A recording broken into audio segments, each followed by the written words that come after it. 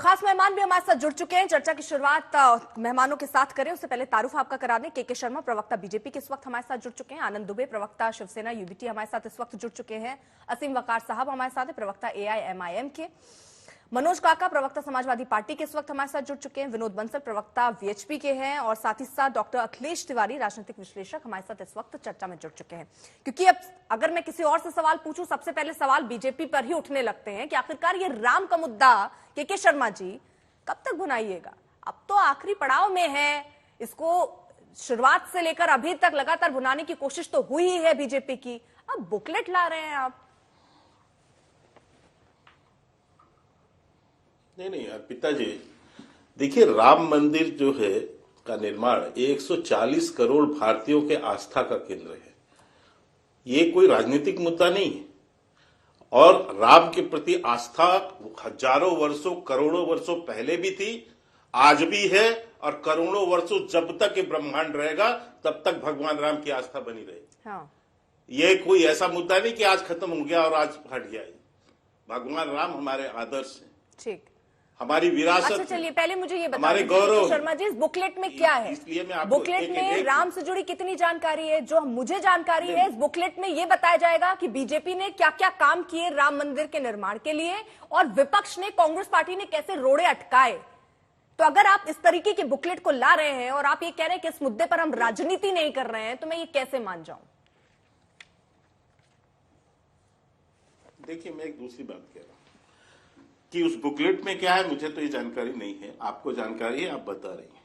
लेकिन मैं इतना कह दूं कि ये 140 करोड़ जिनकी आस्था भगवान राम पर है, ये इस देश के मतदाता भी हैं, ये आस्थावान मतदाता भी हैं और इन मतदाताओं को इस बात का ज्ञान है, पूरी जानकारी है कि भगवान राम को कांग्रेस पार्टी ने काल्पनिक बताते हुए उसके प्रति सुप्रीम कोर्ट में एफिडेविट दायर किया था। इस भगवान राम मंदिर के निर्माण को लटकाने, भटकाने, अटकाने का काम जो है कांग्रेस पार्टी ने किया था।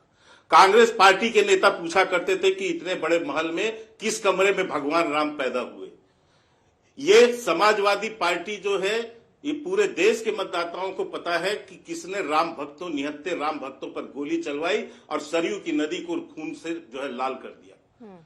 ये सारे देश के 140 करोड़ मतदाताओं को भी ये भी पता है कि कौन यहाँ पर शौचालय बनवाने की जो है नुमाइंदगी करता है। ठीक है, के शर्मा जी, यहाँ पर बात कितनी जल्दी पलट गई। एक तरफ आपने भक्त से शुरुआत किया, उसके बाद आप मतदाताओं पर पहुंच गए। सर, भक्तों से शुरू किया, उसके बाद आप मतदाताओं तक पहुंच गए और दूसरी तरफ आप ये भी कह रहे हैं कि जनता को पता है कि कांग्रेस पार्टी ने क्या कहा। सर, आपने कह दिया कि कांग्रेस पार्टी को पता है, मतलब आम जनता को पता है कि कांग्रेस पार्टी ने क्या किया। तो जब सब कुछ पता है तो यही तो मेरा सवाल है सर, कि बुकलेट क्यों नहीं? मुझे एक चीज बताइए, जब हम इकलौती पार्टी थे जो अपने घोषणा पत्र में डंके की चोट पे भारतीय जनता पार्टी लिखती थी कि हम राम मंदिर का निर्माण करेंगे और सारे दल हम पर सांप्रदायिकता का आरोप लगाते थे। और यह भी बता दूं कि यह लिखना क्यों जरूरी था। राजनीति में, लोकतंत्र में यदि हमारे सामाजिक सरोकार हैं, यदि हमारे आर्थिक सरोकार हैं, हमारे राजनीतिक सरोकार हैं, क्या हमारे सांस्कृतिक सरोकार पर चर्चा नहीं होनी चाहिए?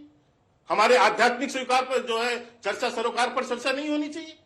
संविधान में क्या हमको इस बात का अधिकार नहीं देता कि आप अपने आध्यात्म को, आपने जो है इष्ट को पूजें, अपने धर्म के संदर्भ में बातें करें? हम अपने संस्कृति पे बात नहीं कर सकते क्या? हम सांप्रदायिक हो गए? हमने 70 साल तक झेला है इस सांप्रदायिकता। यानी सीधी सी बात मैं ये समझ लूं, हमने 70 साल तक एक बड़ा मुद्दा है जिसको 24 के रण में आप उतारने वाले हैं। सीधी सी बात ये है सर, कोई रण में उतारने की जरूरत नहीं है। हाँ। 22 तारीख को, 22 जनवरी को प्राण प्रतिष्ठा हो रही है, ठीक है, और ये वही देशवासी हैं, जिनकी आस्था के वो केंद्र हैं। और उनको ये भी पता है कि किसने कब भगवान राम के इस मंदिर के निर्माण में क्या कठिनाइयां पैदा की हैं, क्या नहीं किया है हमारे इसमें। तो मैं इस बात को कह रहा हूं, बाकी दलों ने क्यों नहीं देश की सांस्कृतिक एकता, देश की सांस्कृतिक महत्ता, देश की गौरवमयी विरासत, इसके संदर्भ में बोलने से ठीक है, अपना बंद कर ठीक है, दिया। समझ गई सर। इसलिए बंद कर लिया क्योंकि उनको तुष्टिकरण करना था। ठीक है, मनोज काका को मैं रुक करूंगी सर। तो इसलिए मैं कहता हूं कि ठीक है, ये आस्था का विषय है, पर ये निश्चित तौर से 140 करोड़ मतदाताओं का भी विषय है। ठीक सर, समझ गए सर। मनोज काका जी, अब ये तो इनकी स्ट्रैटेजी है ना कि आप बुकलेट लेकर आ रहे हैं। अभी मैं आपसे कोई सवाल पूछूंगी, मुझे उसका जवाब मैं जो गेस कर पा रही हूं आप यही देंगे कि देखिए बेरोजगारी है, महंगाई है। क्या उस पर कोई आपकी बुकलेट आई है? क्या वो उनकी स्ट्रैटेजी है? एक विपक्ष के तौर पर आपकी क्या स्ट्रैटेजी है? अर्पिता, हम तो जब आपके संवाद में आए तभी हमें बताया गया कि 2024 के चुनाव पर बात होगी, और आपका सवाल ठीक है कि हमारी विपक्ष के तौर पर क्या स्ट्रेटेजी है। तो हमारी विपक्ष के तौर पर रणनीति यही है कि उत्तर प्रदेश में कम से कम लोगों को न्याय मिले, रोजगार मिले, सड़कें बने, लोगों को कम से कम झूठ न बोला जाए। ये उत्तर प्रदेश आज जो बेरोजगारी के चरम पर है, उत्तर प्रदेश जो डबल इंजन के सरकार की हालात ये है कि उत्तर प्रदेश के हर जनपदों में डबल इंजन का विकास, सिर्फ सड़कों पर आपको सांड दिखेगा और लोगों के घरों में बेरोजगारी दिखेगी। इन्होंने सांस्कृतिक सरोकार की बात की। रामायण में एक चौपाई है, रामायण की जब बात हो रही तो रामायण में एक चौपाई है कि परहित सरिस धर्म नहीं भाई, पर पीड़ा सम नहीं अदमाई। ये सांस्कृतिक सरोकार वाले हैं। इनको मैं चाहूंगा कि रामधारी सिंह दिनकर की एक किताब है संस्कृति के 4 अध्याय, उसको पढ़ लेना चाहिए। सिर्फ व्हाट्सएप यूनिवर्सिटी से सांस्कृतिक सरोकार थोड़ा है। सांस्कृतिक सरोकार इस देश का कबीर ने बताया, आपको पता है? कबीर ने बताया, गुरु नानक ने बताया, बहुत सारे लोगों ने बताया। हमारा सांस्कृतिक सरोकार यही है कि हम हिंदू, मुस्लिम, सिख, ईसाई सब लोग एक तरह से रहें, मानवता की बात हो। जो मानवता का जो विषय है वो धर्म से ऊपर है। आपका सांस्कृतिक सरोकार यही तो है कि 2.5 लाख की जमीन 24 करोड़ में आपके नेता बेच देंगे। मर्यादा पुरुषोत्तम भगवान के राम के नाम पर भी वहां जमीन का घोटाला हुआ, वहां के लोगों को आपने बेघर किया, और उन लोगों को जो भूमि अधिग्रहण कानून है उसके तहत मैं आपकी रणनीति देखिए समझ रही हूं। आपका सांस्कृतिक सरोकार, देखिए मैं आपकी रणनीति समझ रही हूँ। ये बड़े मुद्दे हैं जिनको आप उठाना चाहते हैं और लगातार उठा भी रहे हैं। फिर सवाल यही उठता है भाई, यूपी में कितनी सीटें आई थी? ये मुद्दा तो आप यूपी चुनाव से उठाते आ रहे हैं ना।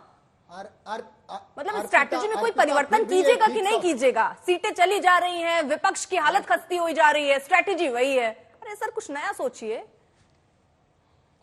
रणनीति, आप जो रणनीति की बात कर रही हैं, मैं रणनीति की ही बात बता रहा हूं। समाजवादी पार्टी पर आपको ठीक से अध्ययन करना चाहिए। जब 2012 में 15 मार्च 2012 को हमारे राष्ट्रीय अध्यक्ष जी मुख्यमंत्री की शपथ लिए, तब समाजवादी पार्टी का उत्तर प्रदेश में वोट जो शेयर था वो 29.8% था। आज जो हमारा वोट शेयर है उत्तर प्रदेश में 36% है। तो हमारा वोट शेयर भी पड़ा, लेकिन जो भारतीय जनता पार्टी बेमानी, धोखेबाजी, आप उत्तर प्रदेश के मतलब आप बात कर रहे हैं। मैं आपको बता रहा हूं थोड़ा मैं थोड़ी जमीनी बात तो सुनिए। अरे सत्ता में रहना, उसको हम सत्ता में जो है उसकी बात करिएगा। वोट शेयर से खुश हैं आप? वोट शेयर बढ़ा है बस, ठीक है, सत्ता तो नहीं मिली ना सर। नहीं, बिल्कुल नहीं खुश होना चाहिए, लेकिन सत्ताधीशों सर, ये तो वो वाली बात आपने कर दी और इतनी कि हार के भी जो जीता नहीं, वो नहीं कर दी। अब आप सुनिए तो जो लोग सत्ता में हैं उनका भी आप आकलन करिए। इस देश में आज भी उनको 35% वोट मिलता है, उनके विरोध में 65% वोट है। तो जो लोग सत्ता में हैं वो भी सत्ता से चले जाएंगे, लेकिन ये झूठ बोलने वाले लोग हैं। और आज देश की हालात क्या है? इंटरनेशनल मॉनेटरी फंड की रिपोर्ट क्या है? कर्ज लो और घी पियो, ये हालात है। जिस देश पे 55 लाख कर्जा था आज 205 लाख करोड़ रुपया हो गया। कौन जवाब देगा? सिर्फ भारतीय जनता पार्टी का और भारतीय जनता पार्टी के नेताओं का वैभव विलास इस देश का वैभव विलास नहीं है। हमारी भुखमरी में क्या हालात है? उत्तर प्रदेश के 69,000 शिक्षक भर्ती में क्या हुआ? उत्तर प्रदेश के विश्वविद्यालयों में क्या हालात है? पूरे देश के विश्वविद्यालयों में सिर्फ एक जाति वर्ग के लोगों का क्या हालात है? सर फिर तो ये भी सवाल उठते, समाजवादी पार्टी की भी सरकार थी, ऐसे तो कांग्रेस की विदेश में सरकार थी, फिर तो भाग्य बदल जाना चाहिए। अगर सारी राजनीतिक दल इतनी शिद्दत से काम करें, विपक्ष में बैठा इंसान यही सवाल उठाएगा। सर ठीक है, मैं आ रही हूँ, और मेहमानों का भी रुख कर लेने दीजिए सर। ठीक है सर, और लोगों का भी रुख कर लेने दीजिए, फिर मैं आ रही हूँ सर, दोबारा भी मौका मिलेगा। आनंद दुबे जी, आनंद दुबे जी, बाबा साहब की बात करने पर ये जो बुकलेट लाने की बात अब बीजेपी की तरफ से हो रही है, इसको आप कैसे देख रहे हैं? अर्पिता जी नमस्ते, राम राम। देखिए, राम मंदिर आंदोलन में, राम मंदिर निर्माण में यदि सबसे बड़ी भूमिका किसी पार्टी की रही तो शिवसेना की रही। साथ में विश्व हिंदू परिषद की रही, बजरंग दल की रही, राष्ट्रीय स्वयंसेवक संघ की रही और भाजपा की भी रही, लेकिन बहुत बड़ी भूमिका नहीं थी। ये मेरा कहना नहीं है। भाजपा के वरिष्ठ नेता सुंदर सिंह भंडारी, जो आज हमारे बीच में नहीं है, अगर ये किताब छाप रहे हैं तो 2 लाइन उनकी भी छापें, जिन्होंने कहा था कि बाबरी मस्जिद का ढांचा अगर किसी ने गिराया था तो शिव सैनिक थे, हमारा उससे कोई लेना देना नहीं है। ये छापे उसमें, देश की जनता को बताएं कि आदरणीय बाला साहब ठाकरे जी और शिवसेना की क्या भूमिका रही। ऐसे ही हिंदू हृदय सम्राट उन्हें नहीं कहा जाता था। अरे बाला साहब पूरे के शिव सैनिकों ने कहां पर मुंबई और महाराष्ट्र की पावन धरती से बाला साहब के जाकर आदर्शों पे अयोध्या हो में कहां? बहुत बड़ा जन आंदोलन किया, अपने तो जान माल सूर्या का सेना बन गए हो। न्यौछावर किया, बलिदान किया। ये लोग नाखून कटाकर बलिदानों की लिस्ट में नाम ठीक है। छपवाना चाहते हैं। और 22 जनवरी के दिन राम मंदिर के उद्घाटन में दुनिया भर के लोगों को आप बुला रहे हो, ठाकरे परिवार के सदस्य को बुलाने में आपको शर्म आ रही है? आपको जरा सा भी मतलब आपको ये नहीं है ठीक कि है, लेकिन आनंद जिस दुबे जी, पार्टी फिर ने मैं टोक रही हूँ, मैं क्योंकि ये जानना चाह रही हूँ ना, क्योंकि आपने कहा सबसे बड़ा श्रेय, आपने गिना दिया कि कितने लोगों का श्रेय रहा। आपको तो फिर ये भी रहा होगा कि कांग्रेस पार्टी के नेता कोर्ट में जाकर क्या कह रहे हैं, कांग्रेस पार्टी के बिहाफ पे एक तरीके से कहिए, राम सेतु के मुद्दे भाजपा पर के ही आप भाजपा के इंडी ही गठबंधन के साथ हैं, इंडिया गठबंधन के साथ हैं, समाजवादी पार्टी पर किस तरीके के आरोप लगे आप इससे भी अनजान नहीं है। आप उनके साथ कैसे जा सकते हैं? अगर आपकी यही विचारधारा रही है तो अलग विचारधारा के साथ कैसे चले गए फिर आप? अर्पिता जी भाजपा के ही नेता है सुब्रमण्यम स्वामी जी ना, जो कह रहे हैं कि राजीव गांधी जी और नरसिम्हा राव जी का भी योगदान रहा है। हम तो पहली पार्टी हैं जो कह रहे हैं कि श्रीमती सोनिया गांधी जी, राहुल गांधी जी, मल्लिकार्जुन खड़गे जी को भी रामलला जी का दर्शन करना चाहिए। तो राम भगवान और हिंदुत्व पे तो कोई समझौता कभी कर ही नहीं रहे। वीर सावरकर जी पर कोई समझौता कर ही नहीं रहे।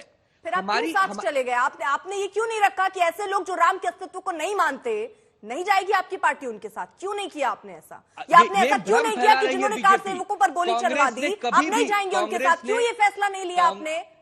कांग्रेस पार्टी का कहीं कोई अधिकारी बयान नहीं है कि राम भगवान का अस्तित्व ही नहीं था। क्या बात ये कर दी भ्रम आपने? फैलाने का काम, ये राम सेतु के मुद्दे पर राम के अस्तित्व पर सवाल उठाए गए सर। क्या मूर्खतापूर्ण बात कर रहे हो बैठ के? आनंद जी क्या बात कर रहे हैं आप? सोनिया की स्तुति में इतने पागल हो गए हो क्या? ठीक है, एक सेकेंड आनंद दुबे जी। जब मैं बात करता हूं तो पूरे बड़ी सुप्रीम शालीनता कोर्ट से में बात एफिडेविट करता दिया हूं। उन्होंने। अपने चरित्र और सभ्यता का परिचय नेशनल टीवी पर मत दीजिए भाई प्लीज साहब। पर्सनल अटैक नहीं सर, प्लीज। बहुत आप यहाँ झूठ कम बोल समय रहे हमारे हैं। पास होता है, बहुत मेहमानों के पास में सोनिया, जा अर्पिता जी, पहले मेरी बात सुनी, आज पहले मेरी उद्धव बात ठाकरे सुनी। की पार्टी हमने जो महाराष्ट्र में सरकार बनाई सत्ता थी के लिए कॉमन जो मिनिमम आपकी प्रोग्राम भाषा ये हो पर। गई है। हमने कोई हिंदुत्व नहीं छोड़ा, हमने अपना एजेंडा नहीं छोड़ा, अपनी विचारधारा नहीं छोड़ी। और भारतीय जनता पार्टी से कोई सर्टिफिकेट लेने की भी आवश्यकता नहीं है कि कितने बड़े राम प्रेमी वो है, कितने बड़े राम प्रेमी हम हैं। पूरी दुनिया जानती है शिवसेना की क्या भूमिका रही है। हम अपनी भूमिका लेकर आगे चल रहे हैं, लेकिन किसी को बदनाम मत करिए। कांग्रेस पार्टी के नेता, बहुत सारे नेता हैं जो राम भगवान का दर्शन करते हैं, समय समय पर रामलला जी का आशीर्वाद लेते हैं, लेकिन आपकी तरह बुकलेट नहीं छपवाते, आपकी तरह झंडा लेकर नहीं घूमते, आपकी तरह इसका प्रोपोगंडा नहीं करते। हम हमेशा कहते हैं कि राम मंदिर सभी देशवासियों का है, 140 करोड़ देशवासियों का है। आप इसको अपना व्यक्तिगत क्यों बता रहे हैं? आप जब सबको बुला रहे हैं, इसके बाद आपका जवाब ले लूंगी, लेकिन आनंद दुबे जी बुला आपने इस पर मुझे जवाब नहीं दिया। आप कह रहे हैं मैं किसी से सर्टिफिकेट नहीं लेता, लेकिन आप साथ ही साथ कांग्रेस पार्टी को सर्टिफिकेट यहाँ बैठकर बांट रहे हैं कि वो देखिए मंदिर जाते हैं, वो सबसे बड़े हिंदू हैं। ये क्यों कर रहे हैं फिर आप? और क्यों गए आप कांग्रेस पार्टी के साथ, समाजवादी पार्टी के साथ? कांग्रेस के लोग हिंदू नहीं है, कांग्रेस के लोग मंदिर नहीं जाते, अरे आप समाजवादी पार्टी के मनोज शाखा मंदिर नहीं जाते, अखिलेश यादव मंदिर नहीं जाते। विचारधारा सेम है, आप साथ सेम विचारधारा के साथ चले गए। आनंद दुबे जी मैं ये मान लूं, भ्रम क्यों फैलाया जा रहा है कि उनका हिंदुत्व है और बाकी पार्टी का हिंदुत्व ठीक है? नहीं है, आपके पास जवाब नहीं है सर, मेरे सवाल का नहीं है। बिल्कुल जवाब है हमारे पास, बिल्कुल हम हिंदू हैं, हम मंदिरों में जाते हैं, मैंने हिंदू हम का अपने सवाल ही राम नहीं पूछा, प्रभु के चरणों में नतमस्तक होते हैं। मैंने ये पूछा ही नहीं कि कौन मंदिर जाता है कौन नहीं जाता, ये तो आप बता रहे हैं। मैंने आपसे ये सवाल भी नहीं पूछा कौन हिंदू है, सर्टिफिकेट तो उसके पीछे तर्क क्या है? नहीं, मैं आपसे सिंपल सी चीज पूछ रही हूँ सर, सुन लीजिए, पहले सवाल सुनेंगे तब मैं जवाब दे पाएंगे सर, सवाल सुनेंगे तब मैं जवाब दे पाएंगे। बीजेपी कैसे दे? मैं ये नहीं कह रही हूँ कि कांग्रेस पार्टी को कौन सर्टिफिकेट, आप दे रहे हैं सर्टिफिकेट बैठ के। आप पहले सवाल सुनिए सर, धैर्य रखिए, थोड़ा रुकिए, बताइए सवाल मेरा सुनिए। मैं ये कह रही हूँ, आपने अभी सबसे पहले ये बात कही कि सब विचारधारा की बात आपने कही। मैं ये जानना चाहती हूँ, आपकी जानकारी के लिए बता दूं, राम सेतु के मामले में एफिडेविट गई है जिसमें राम के अस्तित्व पर सवाल उठाए हैं कांग्रेस पार्टी की तरफ से।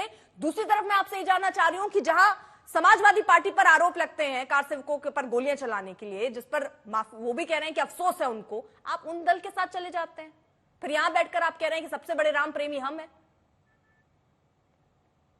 तो भारतीय जनता पार्टी, अरे उनको छोड़िए ना सर, मैं आपसे पूछ रही हूं क्यों ले आ रहे हैं भारतीय जनता पार्टी? भाई हमारी पार्टी का नाम शिवसेना है। अच्छा। हम अपनी पार्टी थोड़ी छोड़ रहे हैं, किसी में विलय थोड़ी कर रहे हैं।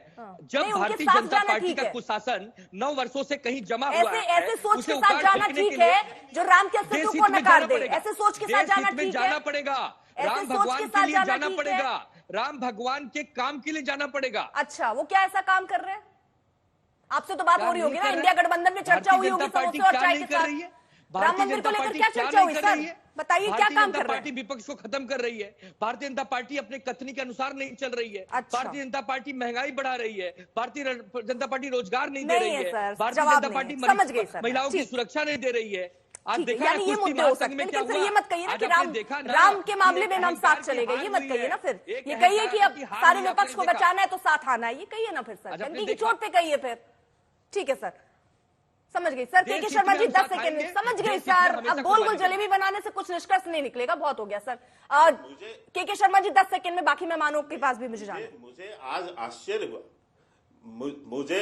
आश्चर्य हुआ हिंदू हृदय सम्राट बाला साहब ठाकरे की पार्टी, जो हम निश्चित रूप से उनको सम्मान करते हैं, बाला साहब को, रथ यात्रा लेकिन भारतीय जनता पार्टी की निकाली हुई थी, अरविंद जी, आनंद दुबे जी, और उसमें कोई शिवसेना के लोग नहीं थे, जिसपे गिरफ्तारी हुई थी आडवाणी जी की। इतना बड़ा आपको पता होना चाहिए, हम बिल्कुल बाला साहब का सम्मान करते हैं, उनकी विचारधारा का सम्मान करते हैं, लेकिन उसके बाद जिस ढंग से उनकी विचारधारा को आप लोगों ने श्रद्धांजलि दे दी बाला साहब ठाकरे की विचारधारा को, और जाके सोनिया गांधी की जो है स्तुति करने जुट गए, केवल इसलिए कि किसी तरह सत्ता बची रहे आपकी। ठीक है सर, आपने विचारधारा से समझौता किया, भगवान राम से समझौता किया, राम द्रोहियों के साथ जाके खड़े हो गए, और आज किस मुंह से बोल रहे हो? किस मुंह से आपकी भाषा निकलती है? आप सर्टिफिकेट दे रहे हो कांग्रेस को कि उन्होंने एफिडेविट नहीं दिया? सारे देश ने देखा, खुद कांग्रेस ने स्वीकार किया इस बात को, और आप यहां पर बैठ के झूठ बोल रहे हो। तो बीच में आपको क्यों ना बोला जाए कि आप रामद्रोही हो? ठीक है सर, जिसको पूरा देश जानता है। अर्पिता यही जी। नहीं, अभी एक मैं समाजवादी पार्टी का भी सुन रहा था सर मैं अभी देखिए, चर्चा मैं ओपन कर आपका दूं, ये मैं और बात मेहमानों के करके पास भी चली जाऊं। ठीक है, एक सेकंड सर, मैं असीम वकार और विनोद बंसल और अखिलेश तिवारी जी के पास एक बार भी नहीं जा पाई हूं। आ रही हूं के शर्मा जी, फिर दोबारा भी मौका दूंगी। असीम वकार, ये जो बुकलेट अब बीजेपी ला रही है और जिस तरह इसको इतने भव्य कार्यक्रम के तौर पर सामने रख रही है, ये आप मानते हैं क्या कि विपक्ष को एक बड़ा झटका लग सकता है? इसको बड़ा मुद्दा बीजेपी बना रही है और उनके हाथ में एक बड़ा मुद्दा है।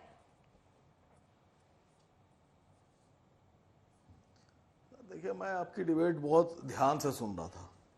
डिबेट से पहले आपने कुछ बाइट्स चलाई थी, उनमें कुछ सवालात थे, मैंने वो भी बड़े गौर से सुने। मोदी जी की गारंटी से शुरुआत कर दें।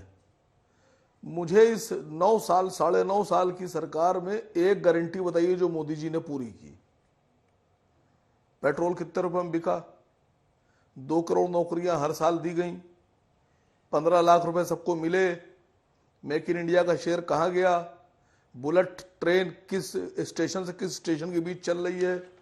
मुझे हिंदुस्तान में एक शहर बताइए जिसको कोयटा बना दिया गया है। मुझे बताइए कहां पर सिलेंडर 400 रुपए में बिक रहा है। मैं जानना चाह रहा हूं। मुझे बताइए कि कोई अपराधी ऐसा जो विदेश चला गया, धन लेकर वो वापस लाया गया। मैं जानना चाह रहा था।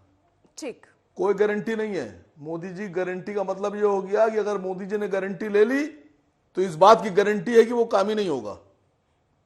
यह है गारंटी मोदी जी की। फिर जनता कैसे चुन रही है उनको? अगर वो गारंटी ना ले तो शायद काम हो जाएगा। वो स्टेट जीतते कैसे चले जा रहे हैं? बता रहा हूं आपसे कैसे चुन रही है जनता, चुन रही है। आप लोग, नहीं, जवाब दे रहा हूं आपको जी। भारत में पहली जो अदालत में मुकदमा गया था हिंदू मुसलमान या मंदिर मस्जिद का, वो था बाबरी मस्जिद का मुकदमा। पहला मुकदमा 1857 में शुरू हुआ था। 1858 में निर्मोही अखाड़े ने मुकदमा डाला था और उन्होंने कहा था ये राम जन्मभूमि है और इसके ये प्रमाण हैं और ये पेपर हैं, और वो मुकदमा तब से चलता चला आ रहा है। अभी मैं सुन रहा था, बुकलेट छाप रहे हैं, सब कुछ कर रहे हैं। ऐसा लग रहा है कि जैसे भारत दो भागों में बंट गया। एक रामचंद्र जी के मानने वाले बीजेपी वालों के साथ खड़ा हो गया और एक को इन्होंने साबित कर दिया साहब द्रोही है। मैं आपसे जो पूछ रहा हूं उसको समझिएगा। 1857 में जो मुकदमा दाखिल किया गया था यह कहकर कि राम जन्मभूमि है, यह मंदिर है, यह मस्जिद मंदिर तोड़ के बनाई गई, इसके प्रमाण हैं, वो मुकदमा जस्टिस गोगोई साहब ने खारिज कर दिया। मतलब प्लेंटिफ की प्लेंट ही खारिज हो गई। कहने लगे you have no evidence. Supreme Court ने अपने फैसले में लिखा कि निर्मोही अखाड़े के पास कोई सबूत नहीं है, कोई पेपर नहीं है, झूठ के आधार पर मुकदमा था। वकार साहब, आप इतने मैं नहीं पीछे कह रहा हूं, इतिहास ये में मैं मुझे अंश क्यों पढ़ लेके रहा जा हूं। रहे हैं? आपको ये नहीं पता क्या कि ये फैसला भी कोर्ट की तरफ से आया है? सारे साक्ष्य रहे होंगे, सब चीजें रही होंगी, तभी ये फैसला आया ना। बहुत आगे निकल चुके हैं सर, बहुत पीछे चले गए आप।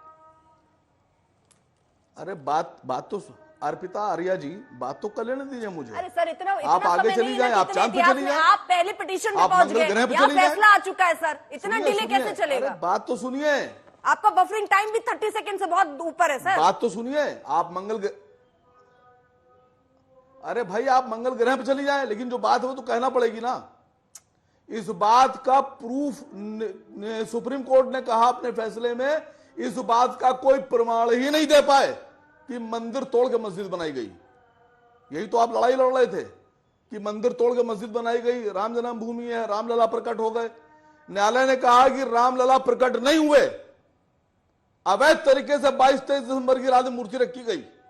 पहला मुकदमा खारिज। आपने कहा राम जन्मभूमि, उन्होंने कहा कोई प्रमाण नहीं मिले निर्णय के बाद इस तरह कि राम जन्मभूमि है। आपने कहा मंदिर तोड़ के मस्जिद बनाई गई।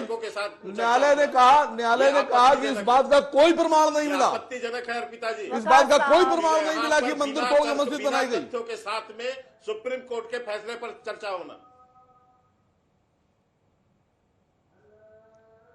ये बिल्कुल सही नहीं है। भाई मैं बोलूं ना बोलूं? सर आप मैं मुझे बोलूं ये मैडम, ना बताइए ना, बोलूं? जो मैं आपसे नहीं, आप सवाल पूछ रही हूँ, बोलिए, आपने लेकिन सब आप तरफ समझ जवाब में दे आ दिया। रही है ना। आप पीछे ले गए कि ये सबूत नहीं है, ये मानने को तैयार नहीं है। उसके बाद कोर्ट का फैसला आया, कोर्ट ने कहा, उसके बाद राम मंदिर निर्माण हो रहा है कि नहीं हो रहा है? आप इतने पीछे क्यों जा रहे हैं सर? भाई जब ये साबित आप करने पे तुले हुए हैं, अभी भी नहीं मान रहे हैं। अरे एक मैं बार क्यों तो मानूं जबान से सर, जब बोलिए कोर्ट कि हाँ कोर्ट ये से बात बने सच हैं है। आप, कोर्ट ने कहा कोर्ट कि से ऊपर है मंदिर वकार मस्जिद साहब, जो कह देंगे मैं मान लूं। कोर्ट का अरे फैसला भाई, राम मंदिर पे आ चुका है मैं ना वो नहीं सर। मनवा रहा हूं, मैं वो नहीं मनवा रहा हूं। नहीं, आप क्या कहना चाह रहे हैं? जो फैसला है वो गलत आप है। नाराज क्यों हो तो- रही हैं? सर आप वही बात कह रहे हैं। मैं आपसे ये अब वो फैसला हो चुका है, राम मंदिर का निर्माण हो रहा है सर। अभी में रहिए, आप बहुत पीछे चले गए और आप बार बार कह रहे हैं कोई साक्ष्य नहीं मिला, कोई साक्ष्य नहीं मिला।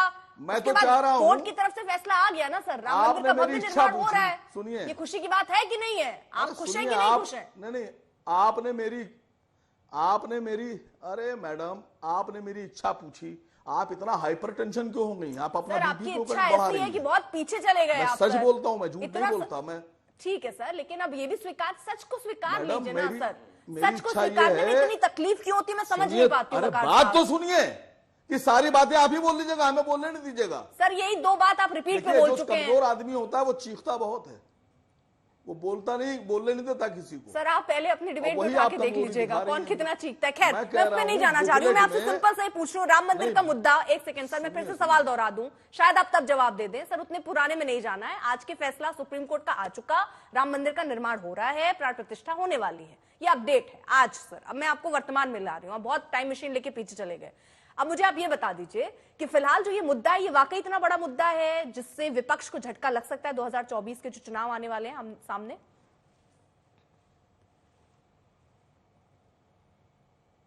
भाई ये बात तो मैंने आज से 7-8 महीने पहले ही कह दी थी। मैं आपको वीडियो भेज दूंगा। ठीक सर, वही चला जब किसी को नहीं एहसास था कि कब इनॉग्रेशन होगा, क्या होगा, मैंने उस वक्त कहा था विपक्ष इनकी प्लान समझ नहीं पाता है। ये आप कहाँ हैं प्लानर फिर? लोग हैं, बड़े प्लानर हैं। आप पक्ष में विपक्ष में? भाई मैं तो इनसे गुजारिश मैं तो कर रहा विपक्ष हूं। के तौर पे मैं सवाल तो पूछ इनसे रही थी, आप गुजारिश कह रहे कर रहा विपक्ष समझ ही नहीं पा रहा है। हूं। मैं इनसे गुजारिश जी नहीं समझ पा रहा मैडम। नहीं आप असल में आप विपक्ष के पक्ष पास में कि विपक्ष में? आप वो तो है ना विरासत विपक्ष। वाली राजनीति कर रहे हैं ये लोग। मैं विपक्ष में हूं, लेकिन जो विपक्ष इंडी गठबंधन वाला है उसमें मुझे नहीं रखा गया है। अच्छा अच्छा अच्छा, मैं बीजेपी के मतलब वो विरोध नहीं में समझ हूं। पा रहे मैं हैं, इस आप तरह समझ गए विपक्ष थे में 7 महीने पहले। मैडम मैं आपको वीडियो दे दूंगा, वाह वकार मैं साहब। प्रूफ दे दूंगा आपको। ठीक, मैंने तो भविष्य में डेट भी बताते डिक्लेयर हैं क्या? कर दी थी जब डेट नहीं आई थी।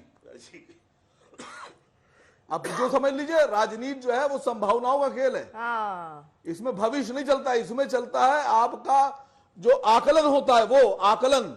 मतलब सीधा से बात और जिसका सीधी सी आकलन बात अच्छा ये होगा है वो राजनीति अच्छी कि कर ये देगा। मुद्दा बड़ा बना रही है बीजेपी, जो कि आपको 7 महीने पहले पता चल चुका था, लेकिन विपक्ष अभी तक, यानी विपक्ष इंडिया गठबंधन, वो नहीं समझ पाया। सीधी सी बात आपने कह दी। अब जरा मैं विनोद बंसल जी को भी इसमें ऐड कर लूं, मुस्कुरा रहे हैं वो सर। विनोद जी। नहीं अर्पिता जी, मुस्कुरा क्या रहा हूं, मैं तो तालियां बजा रहा हूं इन लोगों की बातों पर कि बेसिकली तथ्य और सत्य से दूर भागने का काम, भारत और भारतीयता से नाता तोड़ने का काम, और जो भारतीय जनमानस के कण-कण और रग-रग में बसने वाले राम से दूर और उससे दूरी बनाने का काम, उससे रामद्रोह करने का काम अभी भी नहीं छूट रहा। 22 तारीख बहुत निकट है, 1 महीना से कम समय बकाया रह गया है। मैं तो निमंत्रित करूंगा इन सबको कि भगवान राम के उस मार्ग पर वापस आ जाएं। कोई बात नहीं, गलती होती है समय समय पर, कभी एफिडेविट के माध्यम से, तो कभी कोर्ट के निर्णयों के माध्यम से, तो कभी भावनाएं कभी हर्ट होती हैं, चूंकि वोट बैंक खिसकने वाला है, तो ये सब चीजें होती हैं। लेकिन मैं कहता हूं अब तो कम से कम सुधर जाइए, समझ जाइए और राम की तरफ लौट आइए। मैं यही निवेदन करूंगा, हाथ जोड़ कर प्रार्थना करता हूं कि राम के नाम पर, भगवान के नाम पर इस देश को एकाकार करने का जो काम हो रहा है अभी, वो उस एकाकार करने वाले पूरे विश्व को एकात्मता के संदेश देकर के कर्मंतो विश्वमार्यम की तरफ हम जो बढ़ रहे हैं, उसमें रोड़ा मत बनिए। आप तथ्य और सत्य से मत भागिए भाई। किसी को न्योता आया कि नहीं है वो ज्यादा महत्वपूर्ण नहीं है। महत्वपूर्ण ये है कि राम आपके हैं कि नहीं है, वो राम आपके पूर्वज थे कि नहीं थे। आप मुझे बताइए, वो आखिरकार जो राम है वो कण-कण के घट-घट के वासी हैं कि नहीं है। वो आपके भी पूर्वज हैं भाई, चाहे किसी भी मत पंथ संप्रदाय रिलीजन को मानने वाले होंगे। देखिए, जो 8000 लोगों का जो भव्य पैनल बन रहा है वहां पर, जो जिस तरह का एक संपूर्ण विश्व को जो है एक ब्रह्मांड के दर्शन उस दिन होने वाले हैं, उस ब्रह्मांड के दर्शन के आप भी साक्षी बनिए। जरूरी नहीं है अयोध्या जाना आपका, जरूरी नहीं है आपके घर पे रहना। आप घर के बाहर वाले बगल वाले मंदिर को ही, पूज्य संतों ने कहा है, घर के बगल वाले मंदिर को ही अयोध्या मानिए एक दिन के लिए, और वहां पर आकर के आप भी जुड़िए, लोगों को भी जोड़िए, देश को भी जोड़िए। राम में बनाना है पूरे देश को, ये मेरा निवेदन है। ठीक है, आपकी देखिए अर्पिता जी, मुझे ऐसा लगता है कि विपक्ष बहुत कंफ्यूज्ड है और भाजपा बहुत फोकस्ड है। उसे मालूम है उसे क्या करना है। डे 1 से भाजपा के सारे घोषणा पत्रों में राम मंदिर मुद्दा था, तो ये कहना कि वो उसको नहीं भुनाएगी, ये बेमानी होगा।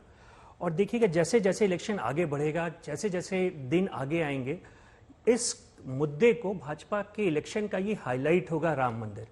और जिस पैटर्न पे अयोध्या को डेवलप कर रही है बीजेपी, वो शायद वेटिकन सिटी और मक्का मदीना के पैटर्न पे वो हिंदुओं का एक तीर्थ स्थल डेवलप हो रहा है।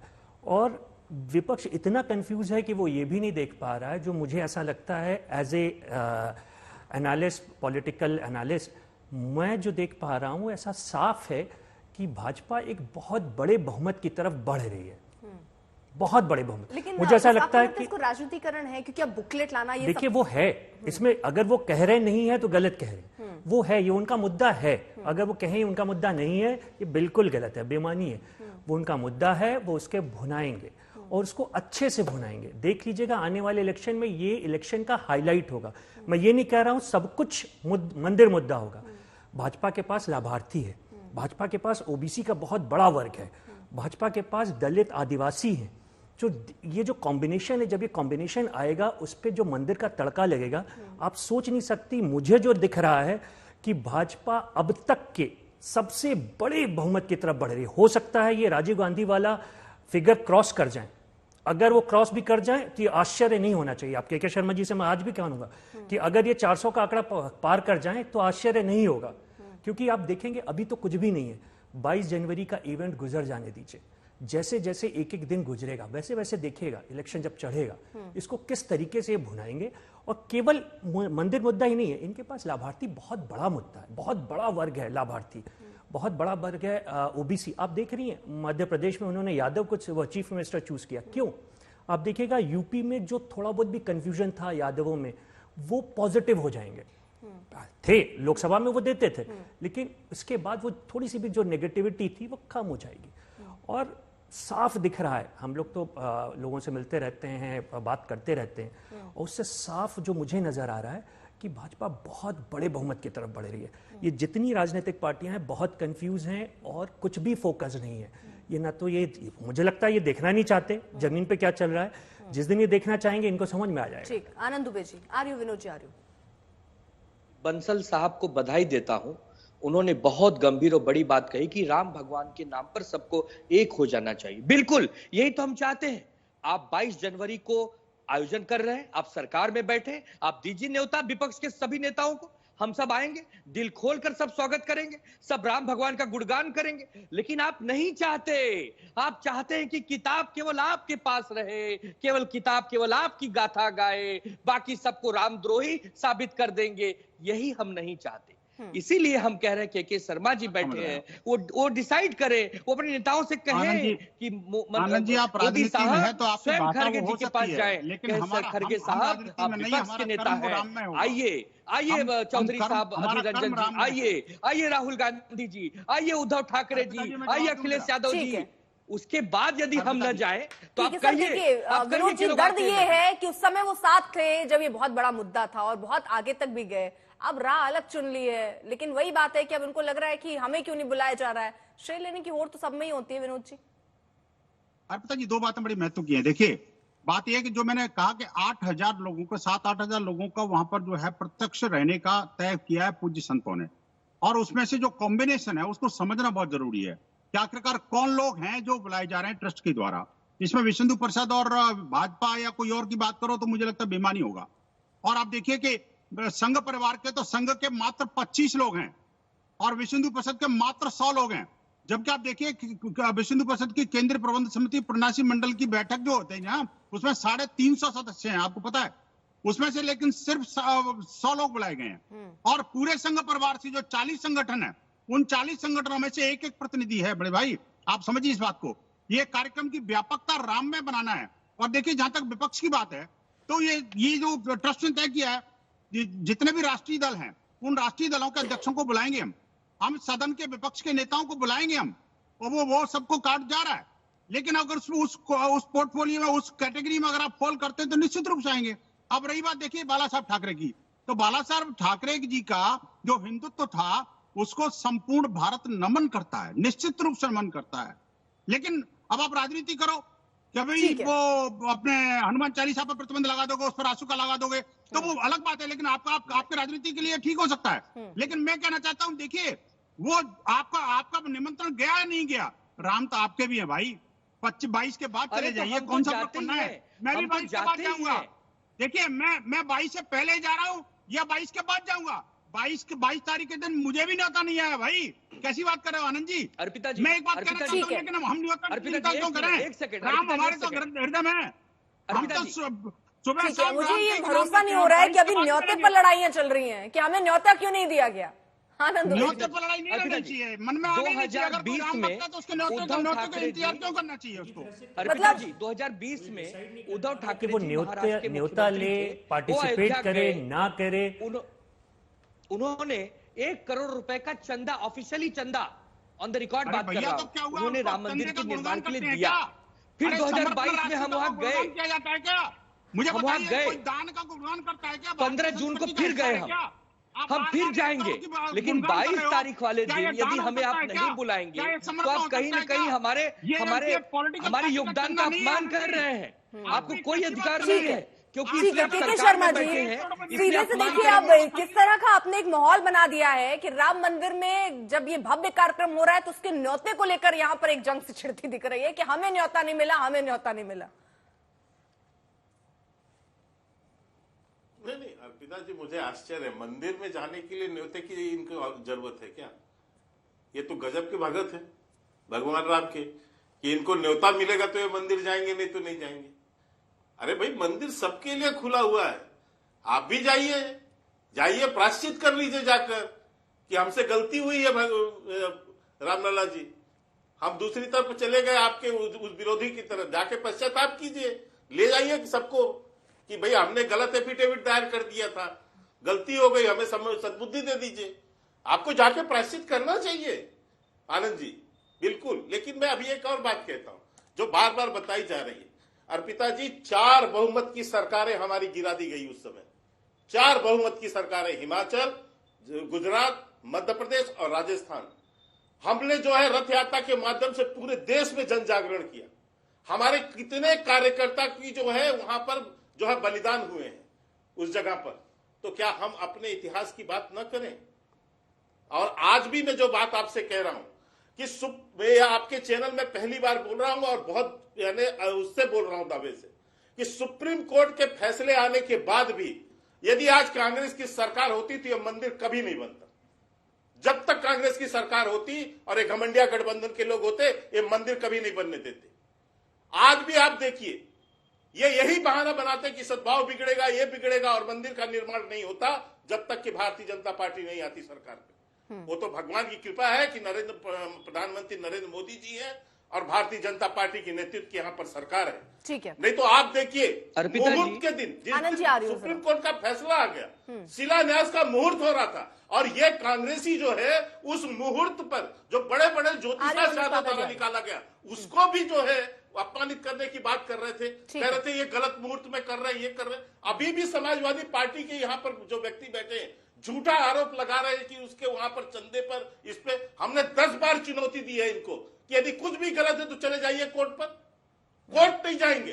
ये लोगों की आस्था के साथ कैसे खिलवाड़ किया जाए, इसलिए आज भी जो है झूठा आरोप लगाते हैं। मनोज काका, तो आज भी इनकी मंशा जो है उस मंदिर के शिलान्यास के लोकार्पण की नहीं है। ठीक है सर, ये आज भी विरोधी करते हैं, आज भी ये राम विरोधी लोग हैं। ठीक है, इसलिए हमें जो है इस बात को कहना पड़ता है, क्योंकि ठीक है आप सर। जब झूठे आरोप लगाते हैं, कोई ठीक करते हैं, सर, तो के शर्मा जी, कोर्ट ठीक के है। अंदर। अर्पिता मनोज काका जी,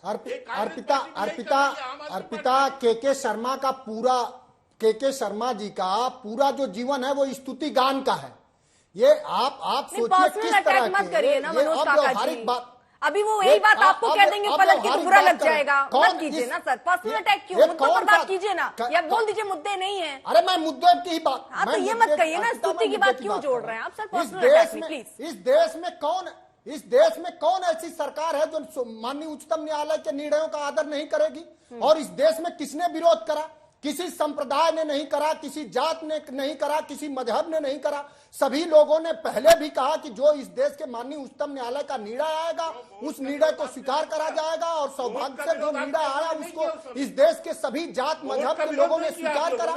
लेकिन भारतीय जनता पार्टी मंदिर बनाने के नाम पर, और सुनिए, अरे सुन तो लो, सुनो तो पहले, सुनो तो, क्या जानते हो राम के बारे में? देखिए जो मर्यादा भगवान राम का जो विमर्श है वो मर्यादा का विमर्श है, वो शुचिता का विमर्श है। उसके संदर्भ। तो फिलहाल ये राम मंदिर का मुद्दा जो अभी फिर से चर्चा में एक बार आ चुका है, क्योंकि 22 तारीख को भव्य कार्यक्रम है, उससे बाद बुकलेट की बात भी बीजेपी कह रही है और ये बता रही कि हमने क्या काम किए और विपक्ष ने क्या रोड़े अटकाए, जिसको लेकर ये तो दिख रहा है कि उनका प्लान पूरा तैयार है 2024 को लेकर, लेकिन विपक्ष के पास कैसे दे जवाब, कोई एक्शन प्लान तैयार है।